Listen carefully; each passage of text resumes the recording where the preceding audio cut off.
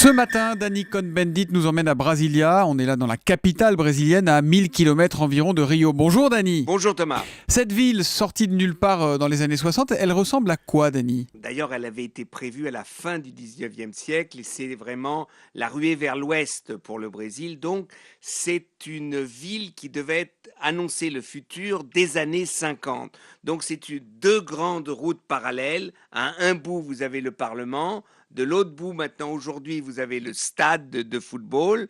Et puis, il y a quelques perpendiculaires. C'est un peu la nef d'un bateau, si vous voulez. Et c'est que des lignes droites. Et puis, c'est une ville qui a été conçue d'une manière très simple, qui est tout pour la voiture. L'homme n'est rien sans voiture. Donc, c'est une ville où il n'y a pratiquement pas de transport public.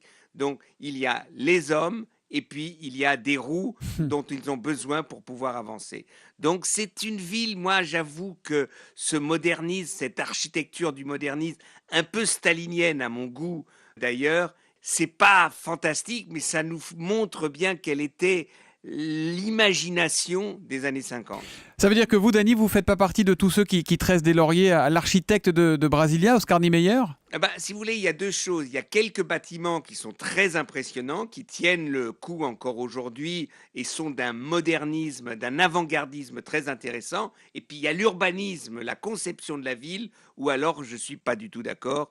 C'est un peu les grandes avenues, si vous voulez, que vous avez à Varsovie, la reconstruction de Varsovie après la Deuxième Guerre mondiale. C'est un peu ça. Alors initialement, cette ville, elle devait accueillir 500 000 habitants. Aujourd'hui, il y en a 2,5 millions. Vous trouvez qu'elle a bien vieilli ou que c'est devenu une sorte de Frankenstein urbain, Brasilia? Frankenstein, non, mais si vous voulez, vous avez donc le cœur de la ville qui est l'ancienne ville, l'ancienne, celle qui a été prévue, et puis autour, vous avez maintenant une ville qui évolue avec quelques quartiers résidentiels très intéressants où, disons, la culture de vie est très développée, mais en soi, cette ville, d'après moi encore, n'a aucun caractère. Alors, donc vous n'avez pas envie d'investir dans l'immobilier là-bas? Ah non, pas du tout. Je n'ai pas envie d'investir, mais c'est vraiment pas le cas pour. Et puis, quand vous connaissez les villes du Brésil, les villes de la côte, il y a quand même une chose, la mer. Et donc déjà, Sao Paulo, c'est dur parce qu'il n'y a pas la mer. Mais le reste, si vous voulez, vous êtes à Salvador, vous êtes à Recife, vous êtes à Fortaleza, vous êtes à Rio. C'est des villes qui ont un autre caractère. Petite question piège, mais je suis sûr que vous allez avoir la réponse.